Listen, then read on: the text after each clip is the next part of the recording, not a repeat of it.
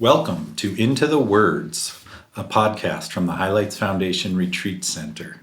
Today in the cabin is our dear friend, Nancy Werlin. Welcome, Hi, George. Nancy. So we're so glad to have you here this week for the whole novel workshop. To get started, talk a little bit about your experience with the whole novel. You've done this a number of years. I've been here for 7 years, spending a week working with 4 students who have given me their entire novel manuscript about a month before we arrive on campus. And I love this workshop. It has spoiled me forever for thinking that I can read 10 or 20 pages from the beginning of someone's novel and think that I know anything about what they're up to. Now I feel that until I have read an entire manuscript, I am unable, and I secretly believe anyone else is unable, to work honestly with that writer to help them reach their goals. The first 10 or 20 pages don't begin to get you into the place where you understand not just the novel, but the writer and what that writer is trying to accomplish. Particularly with someone working on their first or second book, it takes them a while to warm up, to find their subject, to find the heart of their book. It might not really begin to click for the reader until halfway through, sometimes not until the very end when you see the climax and you think, oh, they didn't earn this climax, but it's a fantastic climax and a fantastic theme, and I can help them build to it so that it's earned and so that the book shines. But I need the whole book to do that. Oh, wow. Okay. I like that. So, you read 4 novels in advance. Yes. And you write, there's a written feedback Yes. piece? What happens is that my students receive from me a very lengthy critique letter, normally about 8 single-spaced pages, which they get 3 or 4 days before the workshop even begins.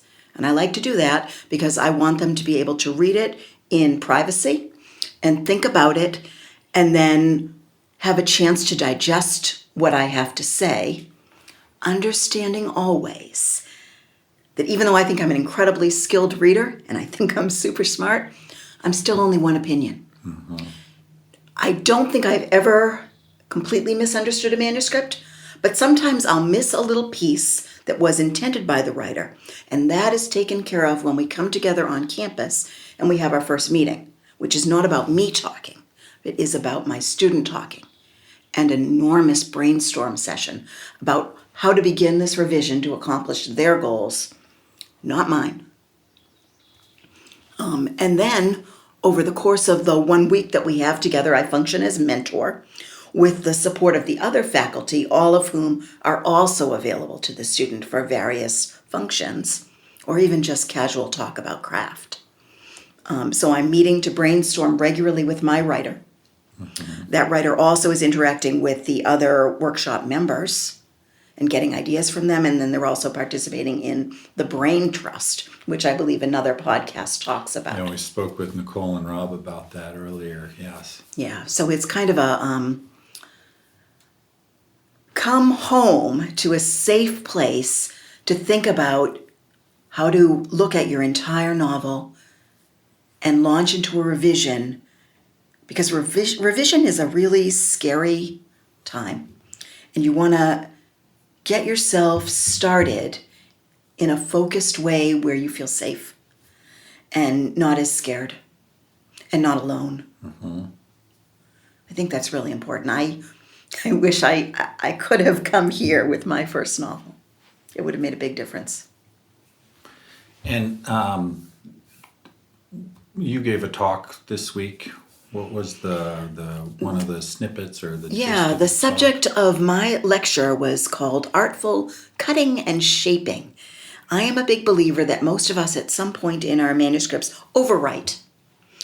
And there is an art and a technique to learning to look closely at every scene, every paragraph, every sentence, and even every word, and to see where the words are making things unclear or confusing, and what you can pare away to get at the true thing that you want to say. And sometimes it's just a matter of magic in that when you do that, it not only makes your scene clearer, but it improves pace and tension for free because you've gotten rid of those I thinks and suddenlies and your adjectives like very tightens the whole manuscript. You can even do it in a programmatic way where you're simply searching for those phrases that you've come to understand you overuse. And then you get rid of maybe not all of them, but say 50% of them, 75% of your suddenlies and your I guesses and your I thinks. Makes a big difference. And is that a process you still use for your own revision? I use it for every single page of my manuscript. Incredibly important to me. Yes. Oh, wow. Okay. Well, thank you. Tell me a little bit about you. You've written some books. What's your genre? I am a young adult author. I have published 10 books so far. I am a slower writer than some way writers. A book takes me anywhere from 2, that's incredibly fast, 2 years, to 4 years normally. And I have been doing this in my slow and careful way for over 20 years. I'm working now on a new novel project that's so tender that actually initiated here at Highlights 6 weeks ago. Oh, wow. I was not faculty. This was a workshop I came to attend. It was the Jewish Writers Symposium. And it sparked an idea in me for a historical novel told in 2 voices. I don't want to say too much about it yet, but I'm working on it with Sarah Aronson, who also teaches here at Highlights. Wow. I write a chapter, I throw it over to her. She writes a chapter in the other voice. She throws it back to me. Wow. It's incredible. And is this, are you working on that here this week at the I Highlights am. Foundation? I am. This week I worked out the storyline for my character so that I can show it to Sarah. She'll write the storyline for her character, and then in the creation of our joint outline, we will merge those 2 storylines. That sounds like a fun project. It's marvelous. Oh, great. Okay, so we talked a little bit about the whole novel and your tip on a kind of craft and digging in. We got to know a little bit about you and your writing. So tell me about, so you said 10 books published? I have 10 published books. Okay. And this next one, is this the one you just talked about with Sarah that you'll be working on next, or do you have another one you're working on as well? I have a few projects going right now, which is a little unusual for me. I am finishing a YA novel that is set in the world of cons and fandom that was enormous fun. And I have another revision to do on that before it's fully ready.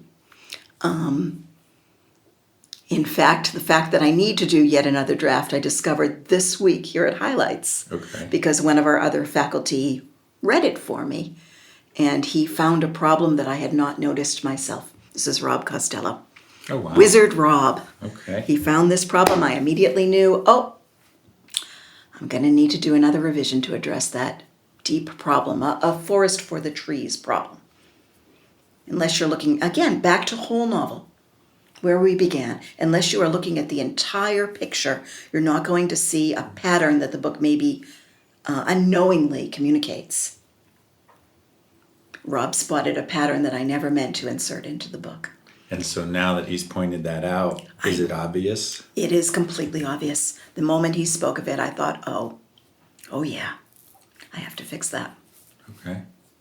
And do you have a regular writing practice? Like, how do you choose which project to work on or time of day?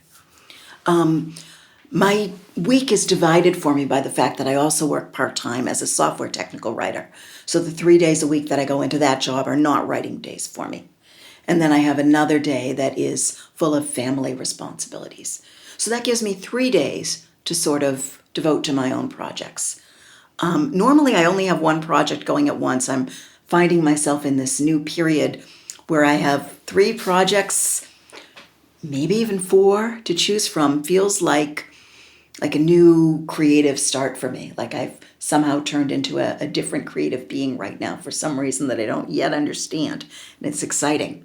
And I'm still figuring out how to divide up my time. But what I am beginning to see is that I get energy from spending a little bit of time with one project and then switching over to another. And that having choice, being able to say, what do I feel like working on today? I suspect it's going to mean better energy in those projects rather Yes. than the drudgery of, oh God, back to the novel today, if I still don't know how to solve that problem that I just encountered. Sometimes you wait and your undermind figures it out for Right. you. While you're working on another project. Yeah. Well, thank you. Two last pieces. One of our themes at the Highlights Foundation is mentorship and community. And I wonder if you have any thoughts about being mentored along the way, or ways that you like to do mentoring currently. I have a little bit on both. I feel a need to give back because of some mentorship that I received with my first novel. In fact, I described that little cutting technique earlier. I learned that from a children's book writer who kindly took me under her wing, sat me down next to her at her kitchen table with my very first novel, and showed me how I was overwriting and how to cut. Her name was Athena Lord. And I always like to say it's not by coincidence that she shares a first name with the goddess of wisdom and a last name with the Almighty. I feel a need to give that back, very much so. And I feel privileged that I get to do that here in the same whole novel context that Athena used to help me. I do keep in touch with my old students via email, and they let me know, oh, I've just gotten an agent.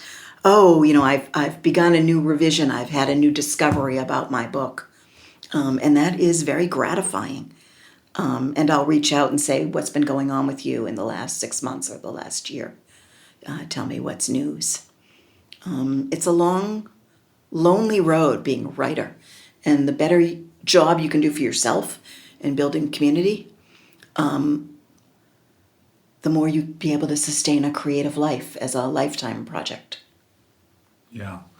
Well, and that's the part that I enjoy so much about the Highlights Foundation is everyone who's coming here is coming with that same passion of story for children in some way.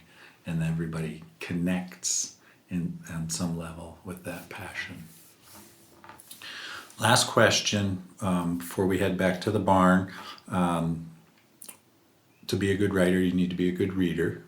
And I just wonder if there are any books that you've read lately or anything on your shelf that you're excited to read that you might just tell us about. I just read a remarkable historical novel called Golden Hill by Francis Spufford.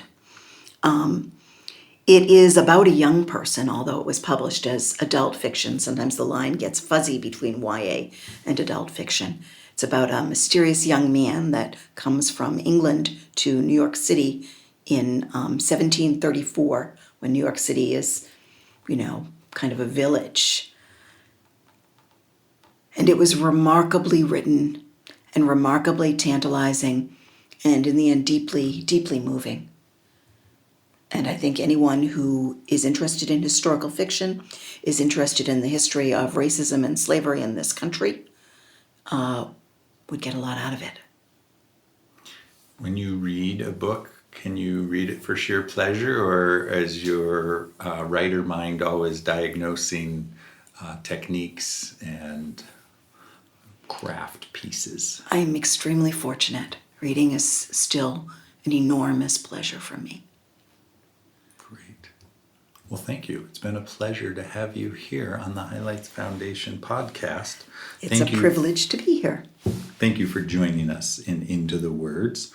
And thank you for all you do to support the Highlights Foundation, but more importantly, for what you do to support the belief that children are the world's most important people. Thank you. They are.